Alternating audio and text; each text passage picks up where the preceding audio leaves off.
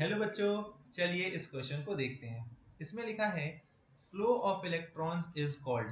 Flow of electron को क्या कहा जाता है? तो बच्चों, हमने जब इलेक्ट्रिक करंट पढ़ा था तो इलेक्ट्रिक करंट की डेफिनेशन क्या कहती है? हमें हमें कहती है कि किसी पर्टिकुलर क्रॉस सेक्शन यानी एक वायर के किसी एरिया से क्या हो रहा है, चार्जेस जा रहे हैं। चार्जेस जा रहे हैं बच्चों, ये क्या है? चार्ज।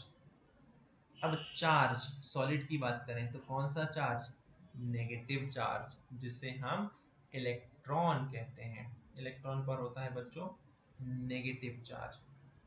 इलेक्ट्रॉन पास होता है यहाँ से, यानी हम इस क्यू की जगह ई भी लिख सकते हैं। यहाँ पर क्या पास हो रहा है बच्चों?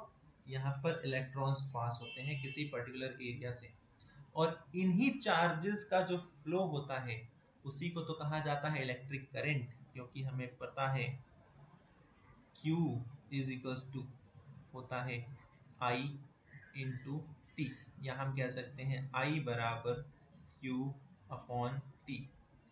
Rate of flow of charge हम कह सकते हैं rate of flow of charge is known as electric current. इसे ही इलेक्ट्रिक करंट कहा जाता है।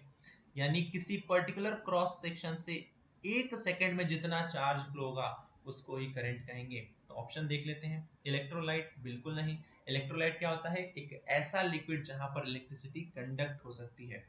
इलेक्ट्रोड्स क्या होते हैं बच्चों? तो इलेक्ट्रोड्स वो चीजें होती हैं जो कि एक सॉलिड इलेक्ट्रिक सर्किट को एक लिक्विड इलेक्ट्रिक सर्किट से जोड़ते हैं।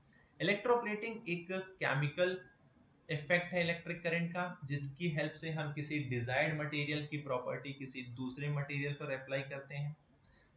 पर इलेक्ट्रिक करंट क्या होता है? Flow of electrons. तो इस पर्टिकुलर क्वेश्चन का आंसर हो जाएगा इलेक्ट्रिक करंट। आई होप आपको क्वेश्चन और उसका सॉल्यूशन समझ में आ गया है।